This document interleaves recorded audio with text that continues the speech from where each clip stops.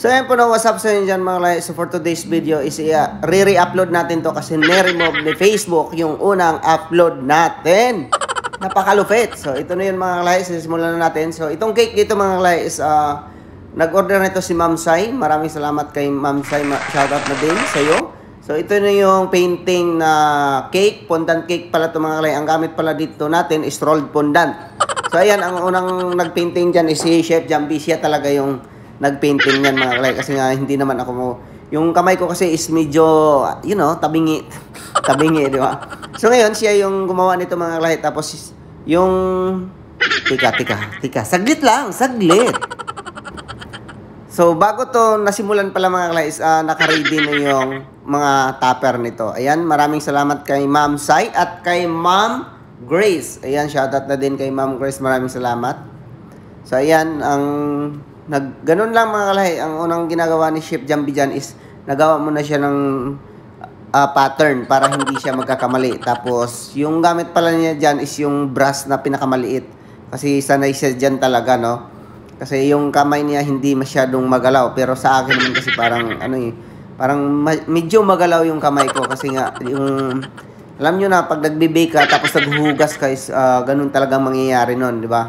Usually, sa baking kasi is medyo mainit, kaya nagka-conflict siya sa mga ganung bagay, di ba?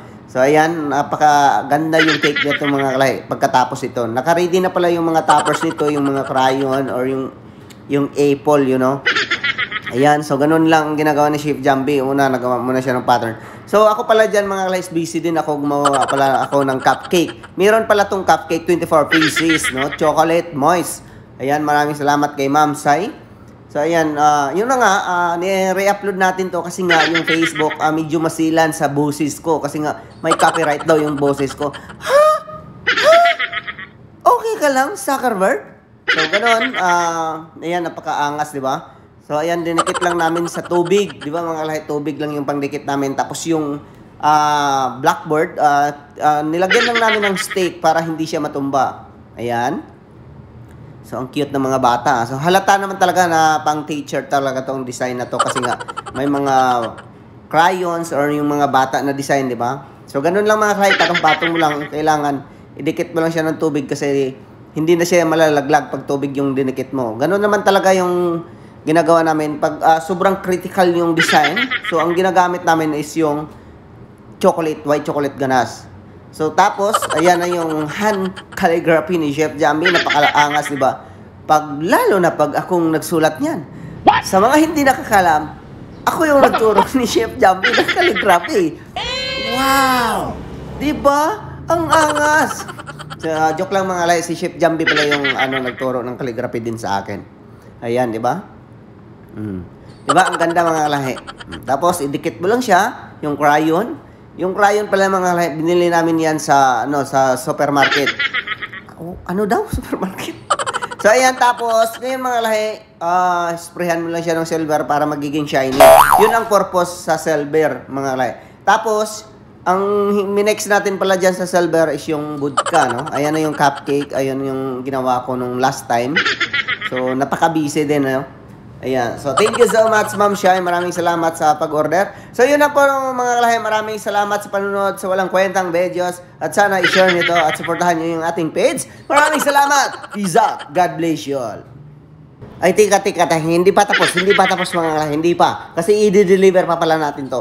So, ngayon, pagkatapos yan, i-deliver na natin mga kalahi. So, ayan na yung resulta mga kalahi. Diba? Ang ganda. Simple lang siya. Maganda talaga siya tingnan sa mata. Ayan. O, diba? Thank you.